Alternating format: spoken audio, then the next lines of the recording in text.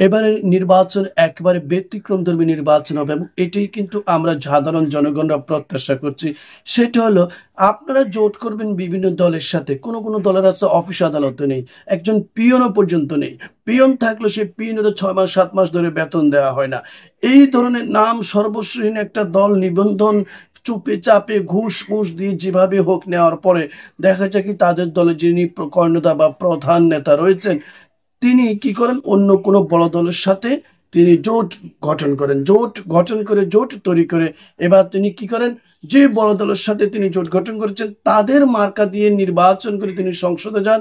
সংসদে যাওয়ার পর তার পরিচয় কি তিনি অমুক দলের অমুক জন অমুক পার্টির তিনি নির্বাচিত সংসদ সদস্য। কিন্তু তখন তিনি যে মার্কা নিয়ে নির্বাচন করেছেন ওই মার্কার দলের কথা আর বলা হয় না, নিজের দলের কথা বলা হয়। এই ধরনের নেতা যারা আছে তাদেরকে এবার একবার উচিত জবাব দেওয়ার জন্য নির্বাচন কমিশন সঠিকভাবে কাজ করছেন। তারা বলছেন দল জোট গঠন করেন, কোনো সমস্যা নেই, এটা রাজনৈতিক অধিকার, কিন্তু আপনি আপনার দলের মার্কা নিয়ে নির্বাচন করবেন। ওকে, আপনার দলের মার্কা নিয়ে নির্বাচন করলে কি হবে?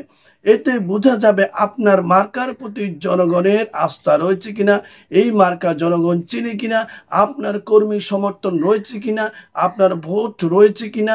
এর মাধ্যমে আপনার দলের যে নিবন্ধন রয়েছে, নিবন্ধনের যে বিভিন্ন মাপকাঠি রয়েছে সেগুলো কিন্তু পরিলক্ষিত হবে এবং সেগুলো দেখা যাবে।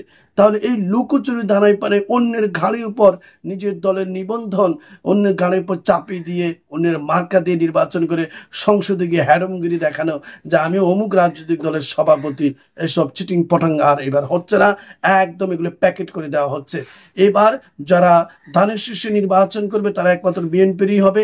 যিনি আতা পাতা ছাতা এসব মার্কা নিয়ে নির্বাচন করবেন তার দলের তিনি সেই মার্কা নিয়ে নির্বাচন করবেন। তাহলে দেখা যাবে আপনি যে ওই যে বই ফুলের মতন করে যাই একটা দল গঠন করে ফেললেন, হ্যাঁ, আর ঘুষ মুষ টান্দা মান্দা যে কোনো একটা কিছু দিয়ে প্রসেস করে আপনি একটা দল বাইর করে নিয়ে আসলেন, নিবন্ধন বাইর করে নিয়ে আসলেন। এইবার আপনার দলের সমর্থন রয়েছে কিনা, আপনার মার্কা মানুষ চিনে কিনা, আপনারই মানুষ চিনে কিনা, এবার সেটি কিন্তু এবার নির্বাচন কমিশন দেখবে এবং আপনাদের বিরুদ্ধে সঠিক এবং কঠোর ব্যবস্থা নিয়ে তারপর আপনারা দল কিভাবে টিকান, কিভাবে নিবন্ধন পেয়েছেন সেটারও কিন্তু একটা ফিরিস্তি তৈরি করবে এবং সেটাও আপনাদের কপাল থেকে মুছে দেওয়া হবে। এবার নির্বাচন হবে একেবারে কি বলে স্বচ্ছ কাচের মতো পরিষ্কার পরিচ্ছন্নভাবে এবং কোনো দানাই ভানাই এবার নির্বাচনে চলবে না, কোনো হুজুরগুরি এবার চলবে না, একেবারে সব চলবে মিস্টার স্টাইলে।